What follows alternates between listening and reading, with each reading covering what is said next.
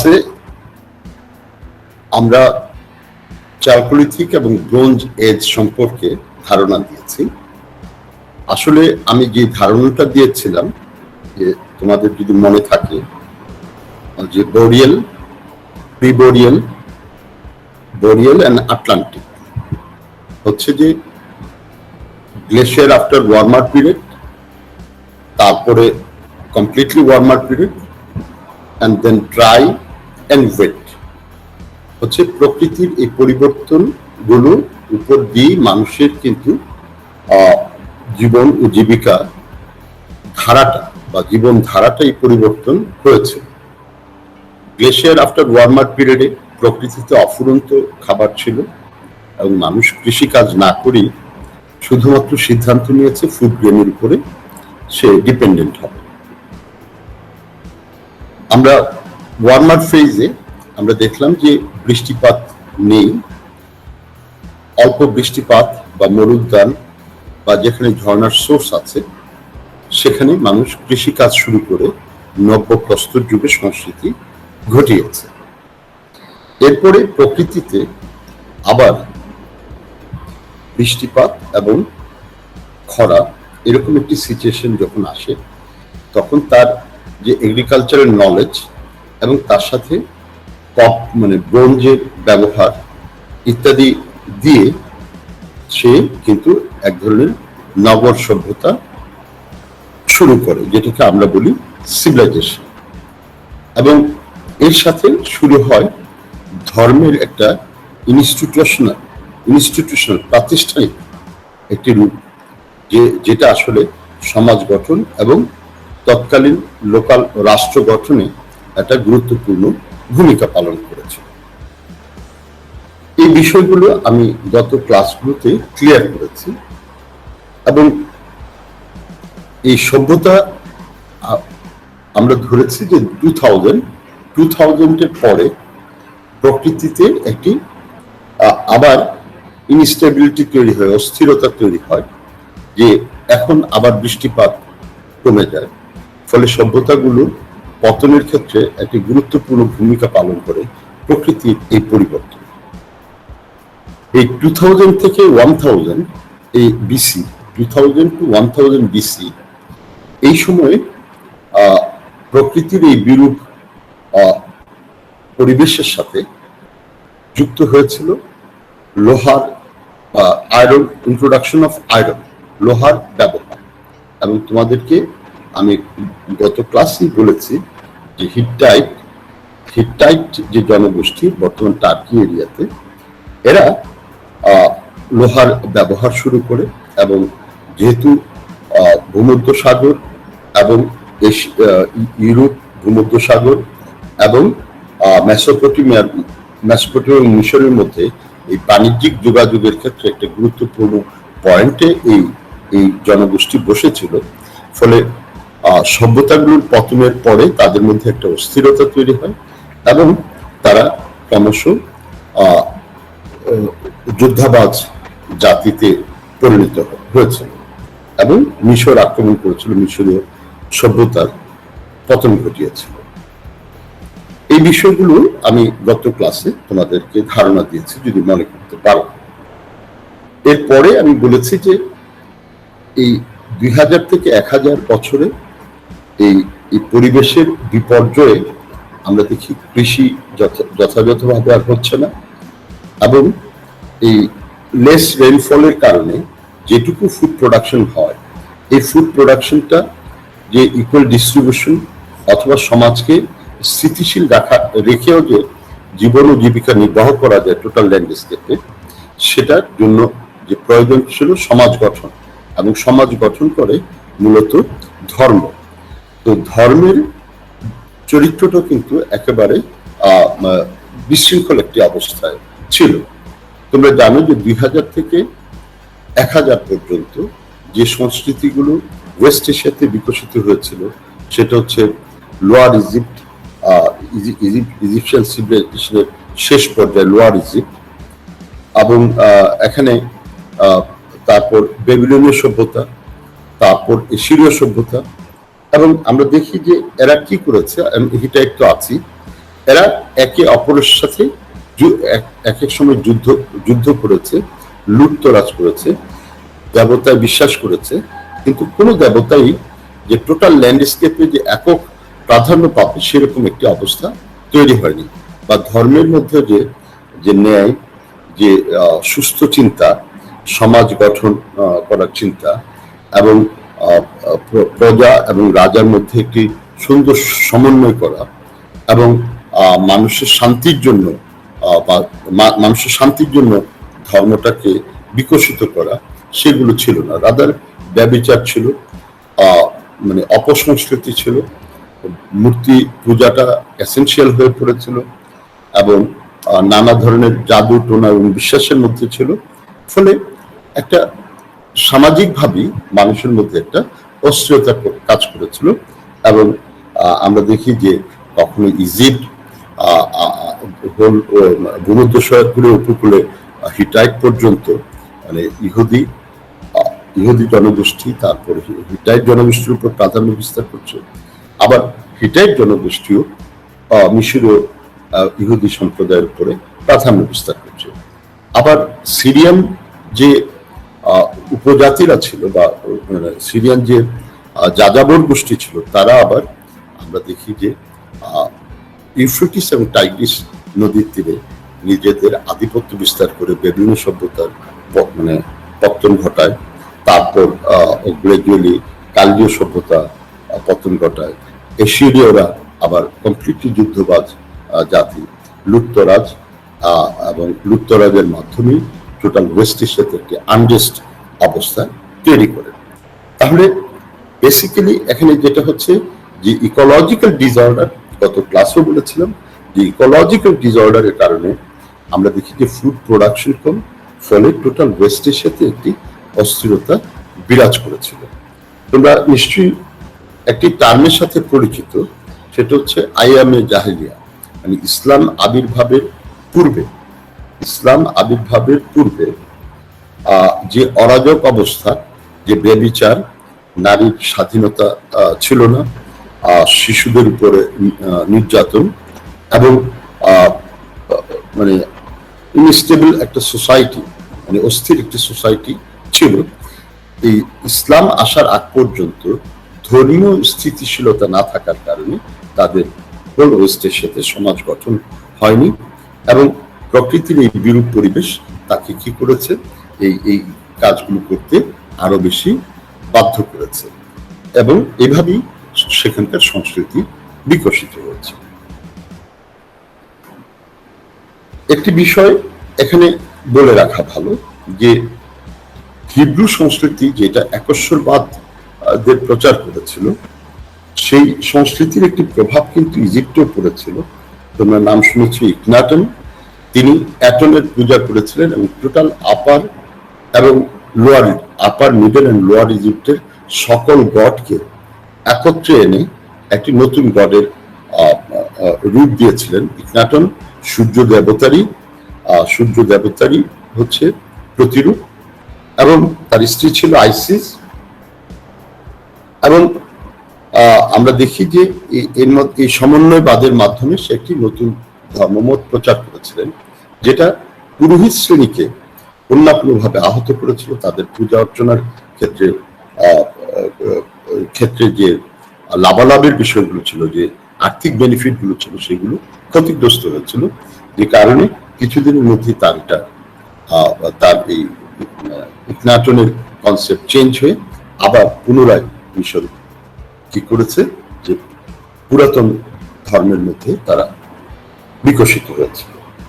এখন প্রশ্ন হতে পারে যে হিব্রুইজম, তাহলে হিব্রুইজম ন্যায়, নীতি, ব্যভিচার না করা, মিথ্যা কথা না বলা ইত্যাদি বলেছে, তাহলে ওদের বিষয়টা কেন সারা ওয়েস্ট এশিয়াতে বিকশিত হতে পারে?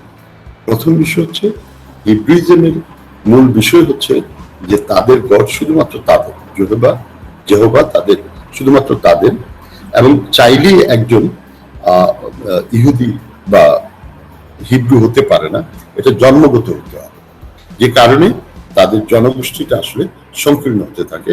এবং যেহেতু তারা পৌত্তলিকতার বিরুদ্ধে কথা বলেছে, আমরা দেখি যে মিশরীয়দের দ্বারাও তারা অত্যাচারিত হয়েছে, এশীয়দের দ্বারা অত্যাচারিত হয়েছে, বেবিলনীয়দের দ্বারাও তারা অত্যাচারিত হয়েছে।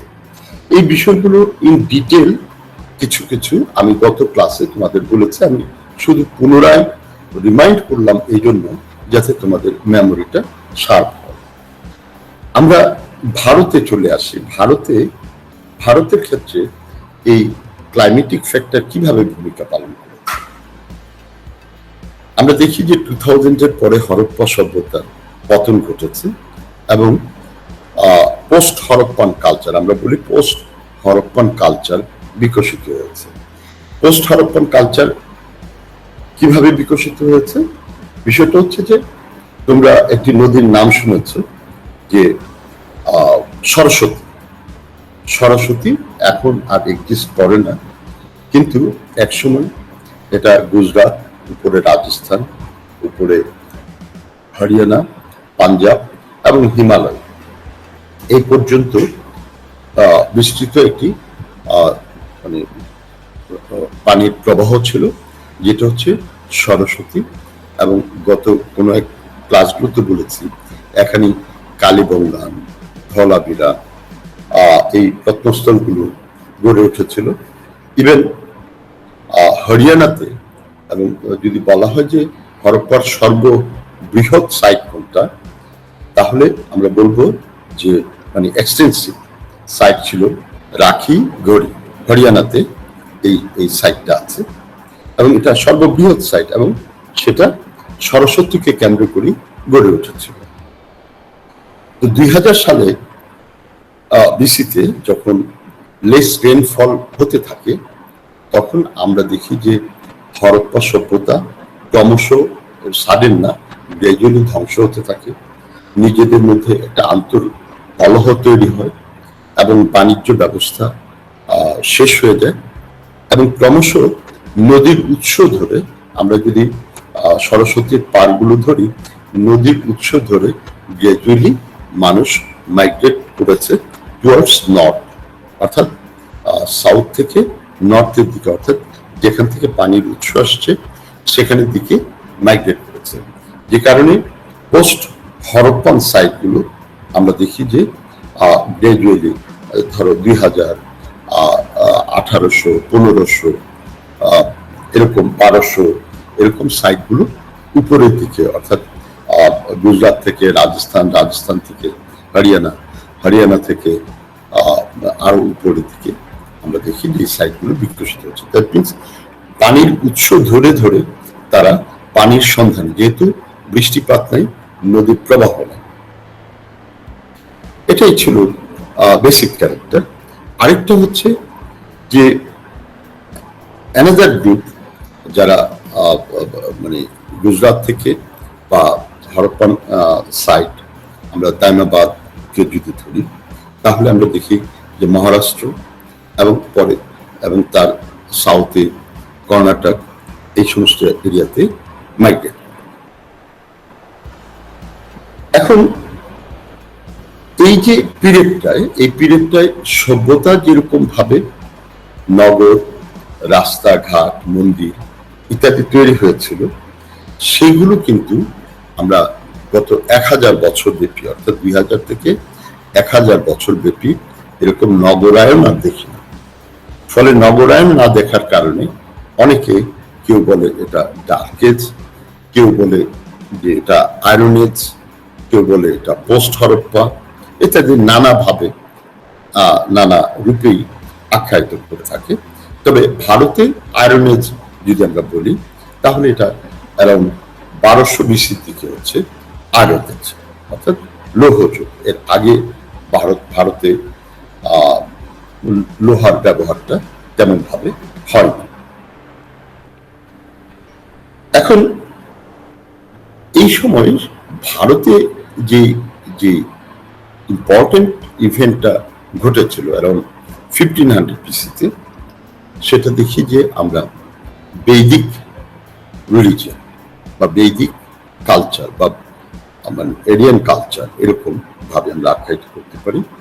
1500 BC থেকেই আমরা দেখি যে বৈদিক একটি ধর্ম এখানে বিকশিত হতে থাকে এখন এটা নিয়ে অনেকগুলো কন্ট্রোভার্সি আছে। প্রথম বিষয় হচ্ছে যে বলা হচ্ছে যে এরিয়ানরা বাইরে থেকে এসছে, অর্থাৎ বৈদিক রিলিজিয়নটা ভারতের বাইরে থেকে এসছে, বা এরিয়ানরা ভারতের বাইরে থেকে এসছে। কোথেকে এসছে? সেন্ট্রাল এশিয়া, মূলত সেন্ট্রাল এশিয়া থেকেই বলা হয়ে থাকে যে তারা এসছে, এবং প্রথম তারা সপ্ত সিন্ধুর তীরে বসবাস করত, অর্থাৎ হিমালয় পাহাড় থেকে যে ছোট ছোট ঝর্ণাধারাগুলো বেরিয়ে এসছে তার পারে বসবাস করেছে। ফ্রম 15,000 to 1,000 এই পিরিয়ডটা গত 500 বছর ওরা সেখানে বিচরণ করেছিল, এবং এটাকে বলা হয় আর্লি বৈদিক পিরিয়ড। এবং 1000 এর পরে তারা গঙ্গা উপত্যকায় চলে আসে। এখন এর অনেকগুলো পার্সপেক্টিভ আছে, সেই পার্সপেক্টিভ গুলো আমি যদি একটু ক্লিয়ার করি, যে 2000 to 1000 আমি বলেছি যে বৃষ্টিপাত নেই, আবার 1000 ইয়ার্স এর পর থেকে আবার রেগুলার বৃষ্টিপাত শুরু হয়েছে। ফলে 1000 বিসি থেকে কিন্তু আবার নতুন ভাবে স্টেট ফর্মেশন হচ্ছে। তোমরা যদি 1000 ইয়ার্স দেখো, সেখানে দেখবা যে ওয়েস্ট এশিয়াতে পারস্য সভ্যতার বিগিনিং হচ্ছে 1000। তাহলে 2000 to 1000 এই সময় ভারতে হচ্ছে যে প্রকৃতি বিরূপ থাকার কারণে আমরা দেখি যে মানুষের মধ্যে একটা অস্থিরতা কাজ করেছে, একটা মাইগ্রেটিং টেন্ডেন্সি কাজ করেছে, এখান থেকে ওখানে মুভ করেছে। এখন এই বৈদিক মানুষেরা বা এরিয়ান মানুষেরা বাইরে থেকে এসছে কিনা এটা একটা প্রশ্ন। অনেক স্কলার বলেছেন যে বোগাসকই লিপিটার নাম যদি তোমরা শুনে থাকো, এটা টার্কিতে অবস্থিত একটা জায়গা বোগাসকই। সেখানে অ্যারাউন্ড 14th সেঞ্চুরি বিসিতে আমরা দেখি যে একটি লিপি আছে, ইনস্ক্রিপশন আছে, যেখানে ইন্দ্র, বরুণ, মিত্র এরকম নাম লেখা আছে। ফলে বৈদিক রিলিজিয়নের যে গড ইন্দ্র, বরুণ, মিত্র এরাও কিন্তু এর সাথে মিলে যায়। ফলে ধারণা করে যে ওখান থেকে, মানে এই সেন্ট্রাল এশিয়া বা ওয়েস্ট এশিয়ার এই অংশ থেকে এরিয়ানরা ভারতে এসছে। কিন্তু যেহেতু বৈদিক রিলিজিয়নকে ধরছে 1500, কেউ কেউ আবার এটাকে 1800 বিসিতেও ধরে, ফলে এর ডেট যেহেতু 1400 বিসি, ফলে এর দ্বারা এটাকে প্রমাণ করাটা ডিফিকাল্ট হয়। তাহলে বড় প্রমাণ কি? বড় প্রমাণ অনেকগুলো মতবাদের মধ্যে আরেকটি মতবাদ হচ্ছে ম্যাক্স মুলার। ম্যাক্স মুলার, যিনি কতগুলো শব্দ, যেমন আমরা বলি মাতা, তাই না, বা মা, মাদার ইত্যাদি শব্দ থেকে কনভার্ট করে করে তিনি, বা পিতা, তাই না, ফাদার, এর থেকে কনভার্ট করে করে শব্দের উচ্চারণ থেকে এবং অপভ্রংশ দিয়ে তিনি প্রমাণ করার চেষ্টা করেছেন যে এরিয়ানরা বাইরে থেকে এসছে। ম্যাক্স মুলারের এই থিওরিটা আসলে হচ্ছে যে ভারতীয় মানে সাউথ এশিয়ান মানুষকে নিজ দেশেই পরবাসী করে রেখেছে, অর্থাৎ তারা এখানকার। এই কথাটা এখন আর তারা কেউ বিশ্বাস করে না, এবং নানা গল্পে ইভেন এখনো তোমরা কোনো কিছু হলেই যে আমাদের যা শিক্ষিত করেছে সেটা আর্যরা করেছে, এটা আমরা বলে থাকি। কিন্তু আমরা যদি অন্যভাবে অ্যানালাইজ করি, তোমাদেরকে আমি মেসোলিথিক কালচারের কথা বলেছি। ভারতের উত্তরপ্রদেশে মেসোলিথিক মানুষেরা 3000 বিসিতে বিরাজমান ছিল, এবং তাদের বারিয়াল সিস্টেম সম্পর্কে আমি বলেছি যে তারা মানে হাজবেন্ড ওয়াইফ, মানে পুরুষ এবং নারীকে একসাথে কবর দিত, পুরুষের বাম পাশে মহিলাকে রাখা হতো। এখন এটা তো আমাদের ভারতীয় সংস্কৃতির সহমরণ প্রথা, যেটা বৈদিক ঐতিহ্য থেকে চলে এসছে।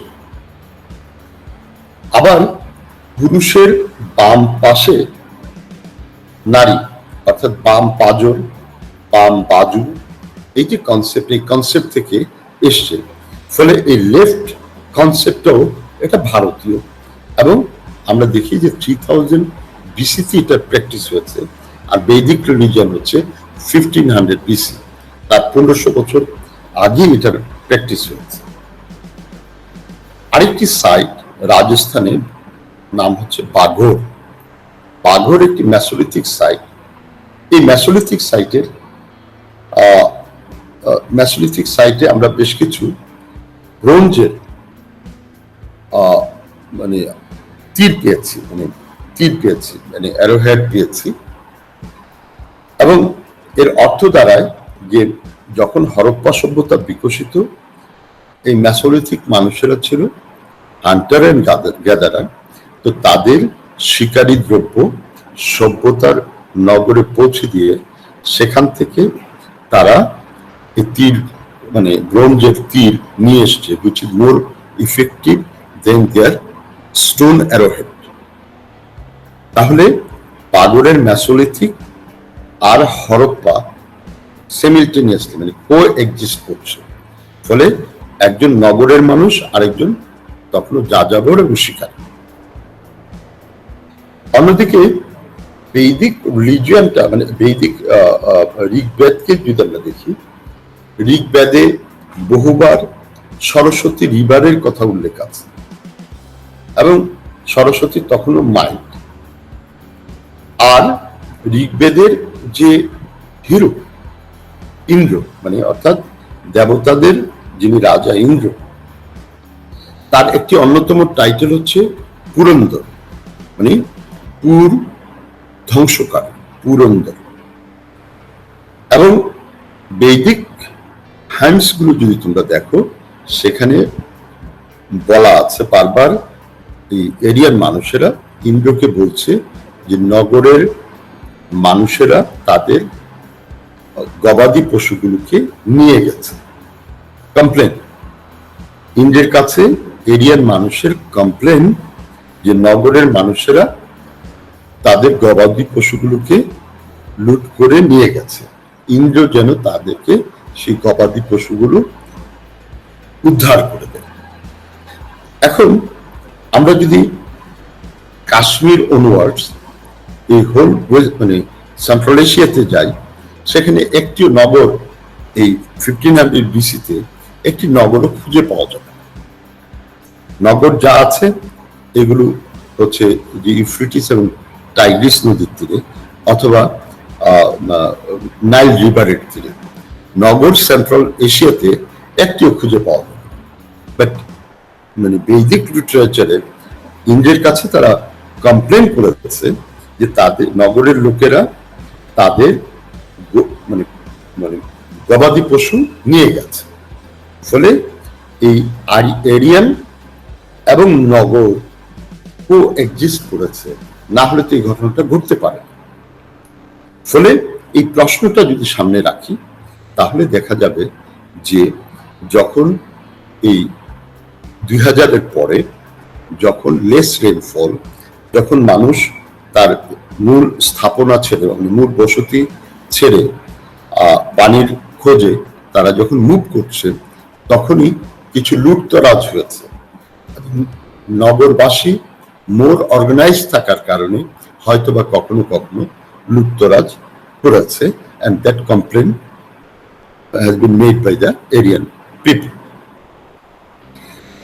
আরেকটি ডিমান্ড তাদের ছিল ইন্দ্রের কাছে, যে গরুগুলো উদ্ধার করার পাশাপাশি তাদেরকে উর্বর ভূমি, অর্থাৎ পানি সমৃদ্ধ উর্বর ভূমি দাও এবং পানির রিসোর্স দাও। অর্থাৎ সরস্বতী যখন শুকিয়ে যাচ্ছে, তখনই এই বিষয়গুলো তৈরি হবে। ফলে সরস্বতীর তীরে বা আদার তার শাখা প্রশাখা, বা সিন্ধুর তীরে তার শাখা প্রশাখায় বসবাসকারী সংস্কৃতবান মানুষেরাই ক্রমশ উৎসমুখের দিকে, অর্থাৎ হিলি রিজনের দিকে যেতে থাকে, যাতে তারা পানি পায়। এবং পরে 1000 BC-তে যখন আবার রেগুলার পানি চলে আসে, তখনই কিন্তু তারা টুয়ার্ডস গঙ্গা ভ্যালিতে মাইগ্রেট করতে থাকে। গঙ্গা, যমুনা এই উপত্যকায় তারা মাইগ্রেট করতে থাকে।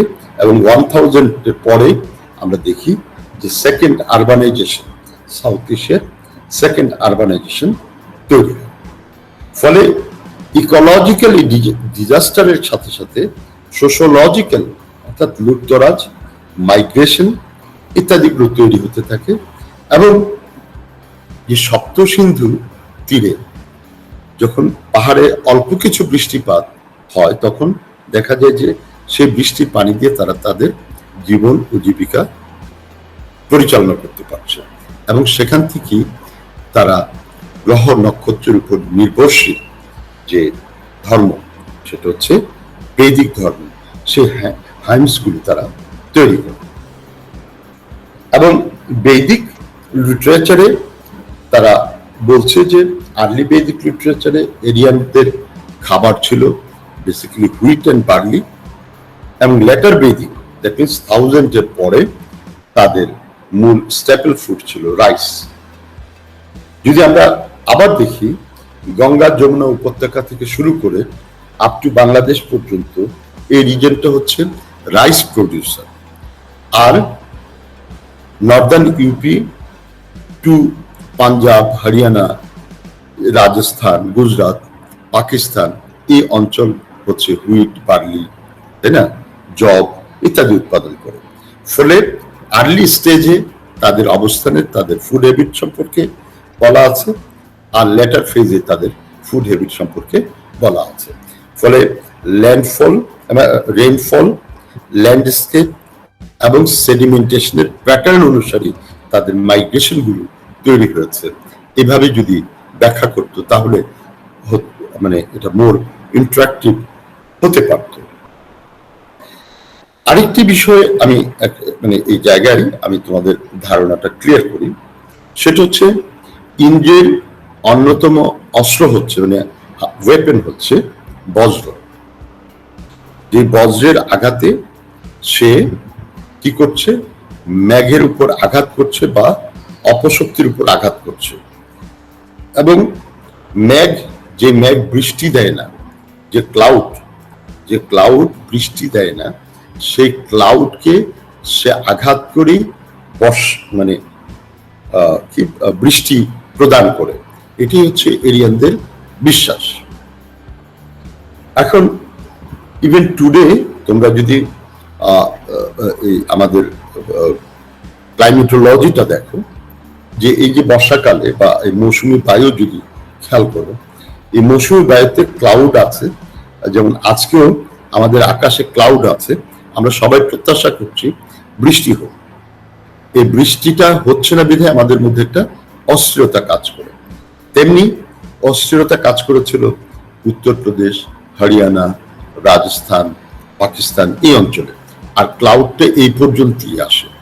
তোমরা একটু ক্লাইমেটোলজি খেয়াল করে দেখো, ওয়েদার রিপোর্ট খেয়াল করে দেখো যে সেন্ট্রাল এশিয়াতে সেই ক্লাউডটা নাই এবং বৃষ্টিপাত নাই।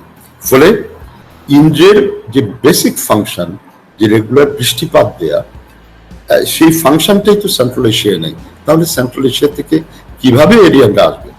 এরিয়ানরা স্থানীয় অধিবাসী ছিল, কিন্তু ম্যাক্স মুলারের এই হাইপোথিসিস টোটাল সাউথ এশিয়ান জনগোষ্ঠীর মধ্যে এমনভাবে মানে এস্টাবলিশড হয়েছে যে মীর মোশাররফ হোসেন বলেছে যে সীমারের বউ লোমশূন্য।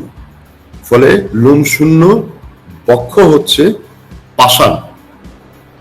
ফলে যে পুরুষের লোমশূন্য বক্ষ সে খুব কঠিন পাষাণ হৃদয়ের অধিকারী। এবং এই সাফারিংস কিন্তু এখনো আমাদের এই বেঙ্গলে যারা বিষাদ সিন্ধু পড়ে তাদের মধ্যে আছে। তেমনি ভাবে ম্যাক্স মুলারও এমন ভাবে এস্টাবলিশ করেছে যে এখানকার মানুষ শিক্ষিত ছিল না, এটা বাইরের মানুষ এসে শিক্ষা দিয়েছে। এবং সেই এরিয়ান থিওরিটা এখানে নিয়ে আসার চেষ্টা করেছে। এবং প্রমাণ করেছে যে এখানকার শব্দের সাথে ওখানকার শব্দের মিল। এবং সাউথ ইন্ডিয়াতে ডিফারেন্ট মানে মানুষের গায়ের রং, কালচারটাও ডিফারেন্টলি ডেভেলপ করবে, ফুড হ্যাবিটটাও ডিফারেন্ট। এই জন্য তাদেরকে বলে দিয়েছে দ্রাবিড়, আর এরা হচ্ছে এরিয়ান। তোমরা আরেকটি লজিকে যদি তোমরা দেখো যে হরপ্পান ধর্মে পশুপতি শিব আছে, এবং হরপ্পান ধর্মে আমরা দেখি তারা প্লান্ট পূজা করে, মানে গাছের পূজা করে, তারা এনিমেল পূজা করে, তাই না? ইভেন কালীবঙ্গানে সানকালিয়া এক্সকাভেশন করেছে, তিনি সেখানে লিঙ্গ এবং গৌরীপট্ট মানে জনির পূজা তিনি ইভিডেন্সের কথা বলেছেন। এবং অগ্নি উপাসনার কথাও আমরা দেখি, মানে ইভিডেন্স আমরা দেখি কালীবঙ্গা, দানাবাদ, বানোয়ালি ইত্যাদি জায়গায় আমরা দেখি যে ফায়ার ওয়ার্শিপ হয়েছিল। এবং সূর্য, অগ্নি, পানি ইত্যাদির পূজাও তারা সম্পন্ন করেছে। আমরা যদি তাদের বারিয়াল সিস্টেম, কবর প্রথাগুলো দেখি, মানে হরপ্পান কবর প্রথায় আমরা দেখি যে মৃত ব্যক্তিকে তারা পুড়িয়েছে এবং তার অ্যাশ মানে ছাই আর যেটা আধা পোড়া হাড় আছে, সে হাড়গুলোকে তারা একটা পাত্রে রেখেছে এবং পরে তাকে যথাযথভাবে তারা মানে যথাযথ বিধি মেনে সেটা সৎকার করেছে। এখনো হিন্দু ব্যক্তিরা বা মানে বৈদিক লিটারেচার অনুসারে যেভাবে পোড়ানো হয়, অ্যাশ কালেক্ট করা হয়, পটে রাখা হয় এবং গঙ্গাকে পবিত্র মনে করে সেখানে গঙ্গায় সেই পটটা ভাসিয়ে দেয়। এবং হরপ্পায়ও কিন্তু সেভাবে একটা পটে রাখা হয়েছে, গঙ্গায় ভাসিয়েছে কিনা জানি না, মেবি সরস্বতী তাদের কাছে পবিত্র ছিল, মেবি সিন্ধু তাদের কাছে পবিত্র ছিল, সেখানে ভাসিয়ে দিতে পারে। এই প্র্যাকটিসটা তাদের ছিল। তাদের আরেকটি প্র্যাকটিস ছিল যেটা পার্শ্বিকটা করে, সেটা হচ্ছে যে ডেড বডিটাকে জঙ্গলে ফেলে আসতো এবং সেখানে কি হচ্ছে পাখি প্রাণী এরা তার মাংসটা খেয়ে ফেলতো, পরে হাড়গোড়গুলোকে কালেক্ট করে তারা যথাযথ সৎকার করত। আরেকটি হচ্ছে যে মৃত ব্যক্তিকে সরাসরি মাটিতে কবর দিত। তাহলে there are various system within Harappan culture. তোমাদেরকে বলেছি যে একটা সিস্টেম, যেমন আমরা আমাদের ইউনিভার্সাল রিলিজিয়নের কারণে আমরা সকল মুসলমান কি করি, সারা পৃথিবীর সকল মুসলিমই কবর দেয়। তখন তো ধর্মগুলো ইউনিভার্সাল না, ধর্মগুলো হচ্ছে গোত্রভিত্তিক।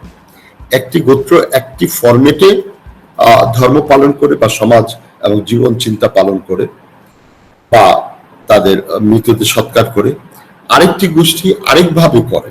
তো নানাভাবেই তো এই পরিবর্তনগুলো আছে। ফলে বৈদিক রিচুয়ালের মাধ্যমে যে সৎকারের যে রীতি, এটা তো এক্সিস্ট করছে হরপ্পান সিস্টেমও। ফলে আমরা কেন বলছি যে বাইরে থেকে এসছে? হাওয়েভার আমরা যেটা বলছি যে 2000 to 1000 BC ওয়েস্ট এশিয়াতে লেস রেনফল, সাউথ এশিয়াতেও লেস রেনফল। এখন আজকের আমরা বিবিসি ওয়েদার রিপোর্টটা যদি দেখি, দেখবে যে সাউথ এশিয়াতে প্রচুর রেনফল, ওয়েস্ট এশিয়াতে সেই পরিমাণ রেনফল নেই। ফলে ওয়েস্ট এশিয়াতে একই সময়ে মানে ভারতের 2000 to 1000 লেস রেনফল মানে হচ্ছে যে তারপরও কিছু রেনফল আছে। এই কারণে মানুষের মধ্যে মারামারি কাটাকাটিটা কম। ওয়েস্ট এশিয়াতে সেই লোয়ার ইজিপ্ট থেকে শুরু করে অর্থাৎ 2000 থেকে শুরু করে 1000 পর্যন্ত শুধু মারামারি এবং কাটাকাটি বিভিন্ন গ্রুপের মধ্যে। আমরা কি দেখছি যে এখানে কম, কিন্তু তার মানে নেই তা নয়। না হলে মানে এরিয়ানদের অর্থাৎ রুরাল মানুষের গরুগুলোকে কেন নগরের মানুষেরা নিয়ে যাবে, যে কমপ্লেনটা বেদে উল্লেখ আছে। তো সব মিলিয়ে আমরা দেখি যে এই ভারতীয় ওয়েস্ট এশিয়ার বিষয়গুলো আমি তোমাদেরকে গত ক্লাসে বলেছি, ভারতের বিষয়টাও আমি এক্সপ্লেন করার চেষ্টা করেছি আজকে, যাতে তোমরা বুঝতে পারো। এবং এই অস্থিরতার মধ্যে যখন আবার রেগুলার বৃষ্টিপাত হচ্ছে 1000 BC থেকে, তখন ভারতে, ইভেন ওয়েস্ট এশিয়াতে, তোমাদের যদি মনে থাকে গত ক্লাসে বলেছি, ওয়েস্ট এশিয়াতে 1000 BC পরে, মানে অ্যারাউন্ড 6th century BC-তে একটা রেগুলার ধর্ম কিন্তু এসেছিল, সেটা হচ্ছে জোরাস্টারিজম, যেখানে স্বর্গ নরকের কথাও আছে, যেখানে মানুষের মধ্যে নিয়ম, ন্যায়, অন্যায়, ব্যভিচার না করা, হত্যা না করা ইত্যাদি বিষয়গুলো আছে, এবং সংযম সহ একটি ধর্মের প্রবর্তন হয়েছে। ভারতেও কিন্তু 1000 years এর পরে সেকেন্ড আরবানাইজেশন শুরু হয়েছে, এবং এখানেও আবার এই ধর্মের নতুন আঙ্গিকগুলো পরিবর্তন হয়। বৈদিক রিলিজিয়ন তো কন্টিনিউ করেই। এই 1000 এর পরে আমরা দেখি 6th century BC-তে ভারত বৌদ্ধ ধর্ম, জৈন ধর্ম এবং বৌদ্ধ ধর্ম বিকশিত হয়। তো 1000 এর পরে যে সমাজ ব্যবস্থা চলে আসে, একটা হচ্ছে ইকোলজি একটা ভূমিকা রাখে, আরেকটা হচ্ছে সোশ্যোলজিক্যাল চেঞ্জ তৈরি হয়। এই বিষয়টি আমি পরবর্তী ক্লাসে এক্সপ্লেন করব, যে এই সময়ে কিভাবে কিংশিপটা তৈরি হয়, কিভাবে ইম্পেরিয়ালিজম তৈরি হয়, এর পিছনে রিজনটা কি। Is it clear? তো তোমরা আশা করি পরবর্তী ক্লাস মানে কিংশিপ এন্ড ইম্পেরিয়ালিজম কেন হয়েছে ফ্রম 1000 years BC, সেই বিষয় সম্পর্কে আমি আলোচনা করব। আশা করি তোমাদের কনসেপ্টটা ক্লিয়ার হয়েছে, যে এই সময়ে ইকোলজি অ্যান্ড সোশ্যোলজি দুটি মিলিয়ে মানুষের সংস্কৃতি পরিবর্তন এবং পরিবর্তন হয়েছে। ধন্যবাদ তোমাদের।